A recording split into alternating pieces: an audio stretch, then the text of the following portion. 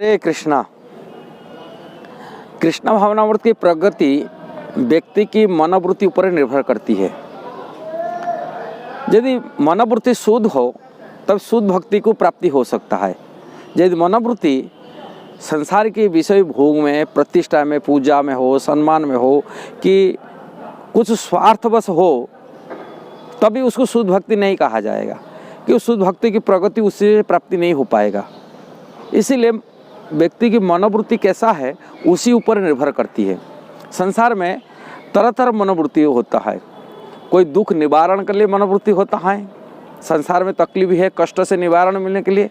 कोई चाहते हैं शांति प्राप्ति करने के लिए कृष्ण भजन करना चाहते हैं। कोई चाहते हैं संसारिक भोग, मेरे को धन प्राप्ति हो जाए, दारिद्र्य नाश हो जाए, इसके लिए मनोवृत्ति होता है। कोई चाहते हैं सम्मान, कृष्ण की यदि भजन करते हैं, कृष्ण की भक्ति में लागते हैं, कुछ संसार में सम्मान, पूजा सम्मान मिल जाए। ये सब यदि रहते हुए, मान, पूजा, सम्मान, प्रतिष्ठा, ये सभी रहते हुए उसको शुद्ध भक्ति नहीं कहा जाएगा। भक्ति करते हैं, भक्ति के साथ ही उपसक है। भगवान चैतन्य महाप्रभु का है कुटी नाटी परहिंसन, इसके साथ साथ मान, सम्मान, पूजा, प्रतिष्ठा, ये सभी उनकी उपशाखा है। भक्ति का उपशाखा है, ब्रांच है। इसको जब तक रहेगा तब तक भक्ति लता ऊपर बढ़ नहीं सकता है। और शुद्ध भक्ति को प्राप्ति उनके उपशाखा उनको ऊपर कवर कर लेते। जिसको मन में पूजा है, प्रतिष्ठा है, सम्मान है, आत्मसम्मान है, ये सब जो प्राणी के लिए जो इच्छा है, लालसा है, ये जीव का ये भौतिक वासना है।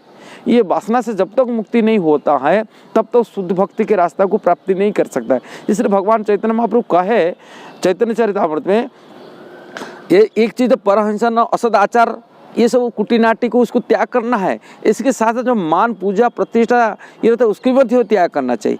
पूजा की पाने के लिए, सम्मान पाने के लिए ये जो इच्छा लालसा है वो भी त्याग करना चाहिए।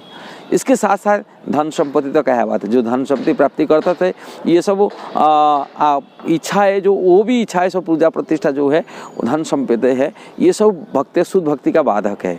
और कोई दुख का निवारण हो जाए, ऐसा शुद्ध भक्ति का नहीं हो सकता है। दुख निवारण करने के लिए हम जब भगवान के शरण जाते हैं, भक्ति करते हैं, अच्छी बात है, किंतु उसमें भी सुख प्राप्ति करने का वासना जागृत होता है, कारण सुख मिले।